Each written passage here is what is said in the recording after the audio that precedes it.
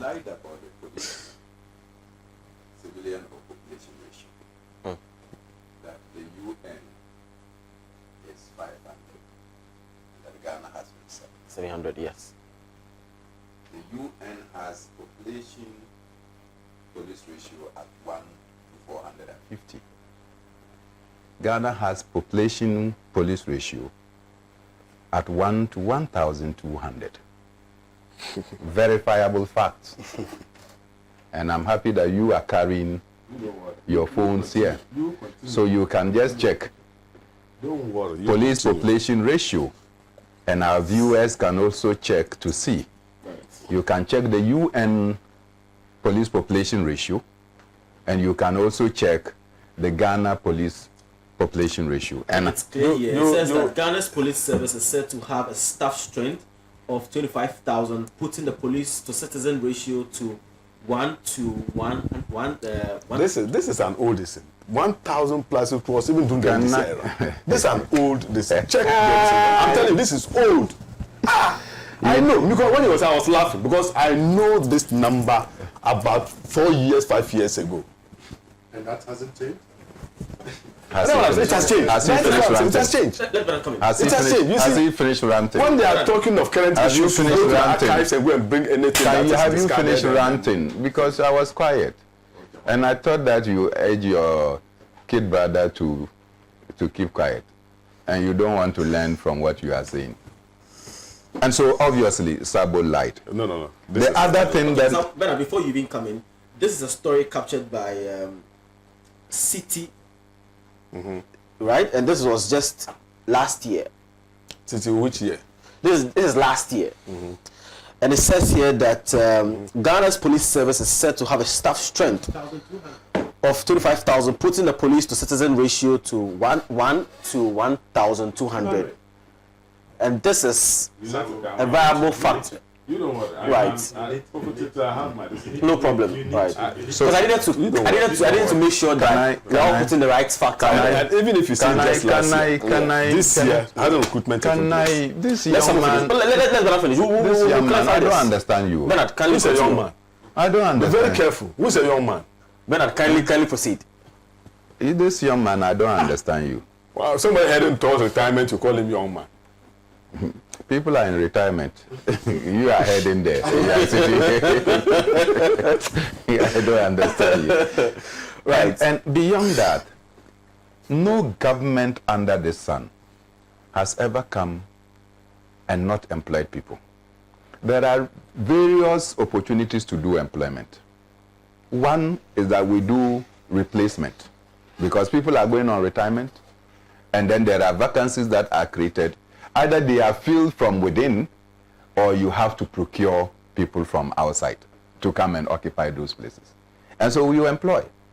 Even by fact that people like Sabo were given, because they virtually did not attend interviews. And they make coordinators for NAPCO. They just call them and assign them. For whatever it is, it's constituted some modicum of employment, even as it did not meet the basic requirement of employment in the Ghanaian society. Because if you are employed in Ghana, you must pay taxes. And you must contribute Senate. Basic requirement. Under the NAPCO system, you did not pay taxes and you did not pay. Look at it. 2021. So we'll come to you. We'll come to you. Don't worry. We'll come to you. We'll come to you. I don't like what you are doing. We'll come to you. No. But he's on the floor. Let me finish. I'll obviously come to you. Then you can expand your points. All right. Who said you come to him? No, but he needs to come to him after the show. No. He needs to make his points clear. No, you come to him after the show. Okay. No. I don't know your time, but I don't know what time you gave him. So Bernard, let's go there. And he has not even made me to even speak for 1 minute. Yeah. Anytime I want to talk, he has to come and talk. But you were sitting here. You are a liar. Sabo, respectfully. You are a liar. Right. Bernard, can you proceed? Bloody liar. So every government, by default, you have to employ. Right. But you see, Sabo, if you sit here and you are told that between January and September, over 4,000 nurses left this country. We are not talking about nursing trainees. So we are talking about nurses who have trained and they have become proficient. They have left this country in search of greener and better opportunities. You leave the places vacant. They have gone. You will feel it. As for the teachers, go to GES and ask. As of June, over 8,000 teachers had vacated the classrooms. What will you do? You needed to fill in. So certainly something is happening. But you see, when you see people moving away, it should tell you that something is wrong. Now, it was wrong during your mama. I also left the class. Bernard, can you proceed, please? Can you continue? You sit here and be saying... Sabo, respectfully. Sabo, when you were making a submission, we were all quiet, please, respectfully. I realized that Thank you you. enjoyed your Thank you. submission, but I don't No, enjoy your submission. when you were making submission, I was being quiet, listening to you. Yeah. Bernard, can you proceed, please? Are you done? But this, do they fight Sabo, for Bernard? Sabo, Bernard, Sabo, do somebody Sabo. fight for you? Sabo. Are you done? Does somebody fight for you, Bernard? You are done. You are done. Oh, I don't mind the chairman. It's that you just don't have regard for your chiefs. Otherwise, you will not utter such on me. People of Sakwe know that I respect tradition very well. The people of Dabong knows that upon giving me a title, you sit down and then say anything against me. So you see, when you come and talk about we have done this, we are not talking about the other side. That people unwillingly left their jobs. And that you were compelled under circumstances to do so. And so we put that bracket down. The Minister for Finance is talking about what? That they are on course Expenditure rationalization. with expenditure rationalization. How can this minister continue to talk? It is Einstein who put it clearly. That the same mindset or the mindset that took you into a problem cannot be the same mindset that will take you out of the problem. It is this kind of mindset that when we were talking and telling Ken Ofori Attah that, look, your textbook economics has no place in managing the affairs of this country. He did not listen. We also pointed out to President Akufo-Addo that when people come into government with a certain agenda to seek rent, you have to watch it out. Because you have Ken Ofori Attah, who comes from Data Bank as Minister for Finance. You have Kelly Gajipo, who comes from Data Bank and is the board chairman, Bank of Ghana. You have Reverend Obami Tete, who comes from Data Bank and is the head of the Security and Exchanges Commission. And you have UOFI Grant for GIPEC. GIPEC, yeah. Ghana Investment Promotion. All of them from Data Bank. Taking control and muscling the financial sector. And so anything they are doing is for their benefit. Akufo-Addo, this one to somebody must tell you that you are running into a problem. This one, somebody must tell you that the same brotherhood have somehow found themselves into the engine, and you think that they will not lock up the engine. So that is what they have done to the economy. Besides that, what is the expenditure rationalization that he's talking about? Oh, we have asked government workers to cut down expenditure by, not government workers, appointees of the Appointees of government, ministers. by 30%. How much has it been saved? No, How much savings? 30%. I agree that, look, they announced a 30% cut. In fact, Council of State also came and made a pronouncement that theirs should be cut by 20%. As for members of parliament, they said, no, don't cut ours, because our responsibilities are far above that of the income we are receiving. But when you come and tell us that you have cut expenditure by 30%, the allowances that you are enjoying, which far exceeds the expenses, how much is that? Have you cut that one? You have not cut that one. There is allowances. You see, Thomas Sankara, a great man. People are paid and they take allowances for the work that they are supposed to do. People are working at the ministries, and when they go to do work for the ministries, they are paid allowances. You don't know that? Every ministry, every department has a conference room. When our ministries have to do conferences, they take them to 5-star hotels to go and do conferences. Have they stopped that? If the Minister for Finance doesn't know how to cut expenditure, we want to teach him. That is how you cut expenditure when you are in crisis. Thomas Sankara stopped. Look, you cannot, when you have ministries with conference rooms, hold your conferences in the ministries. And stop spending monies at big hotels. You save money.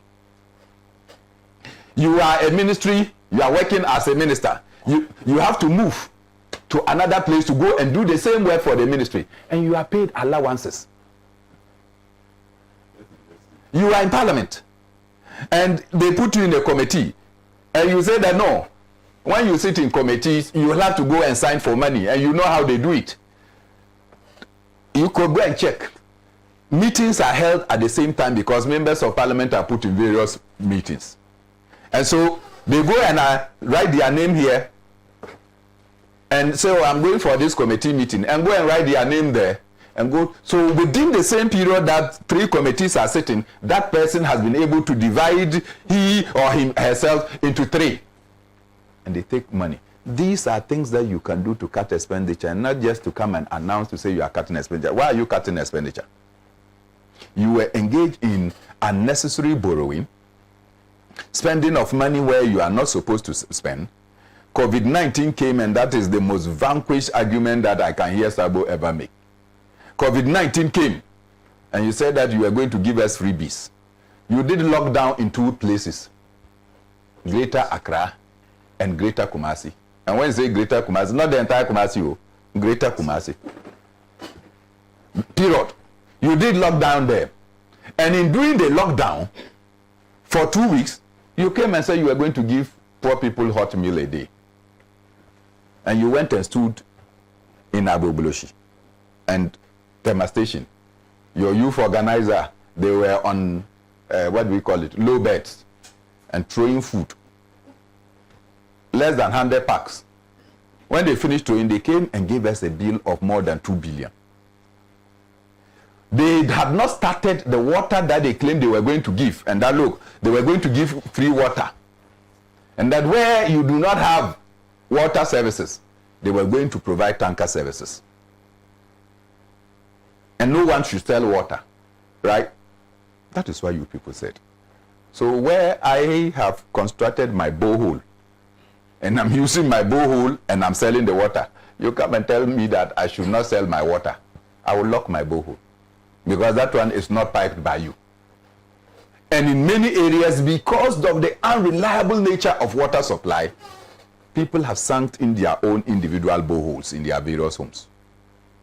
So at the end of the day, tanker services did not flow.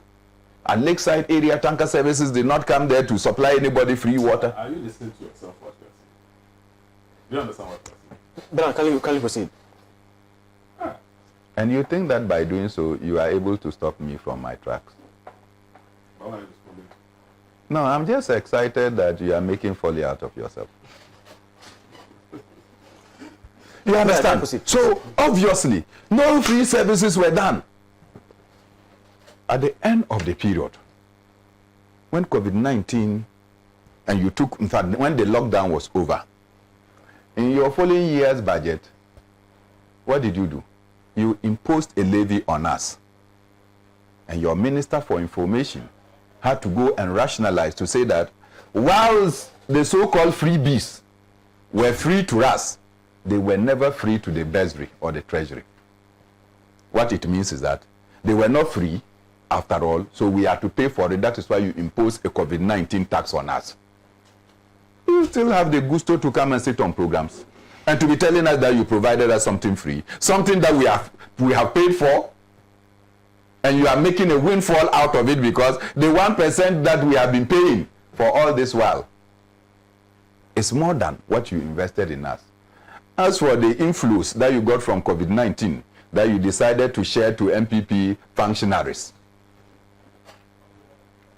the Sanerugu MP or candidate, parliamentary candidate, who also doubles as vice chairman in the northern region, who openly, out of anger because party members were attacking her, and she said she couldn't contain it any longer, and had to come and tell the world how COVID-19 money was taken and given to party people, like we are sharing granules in Sanerugu market.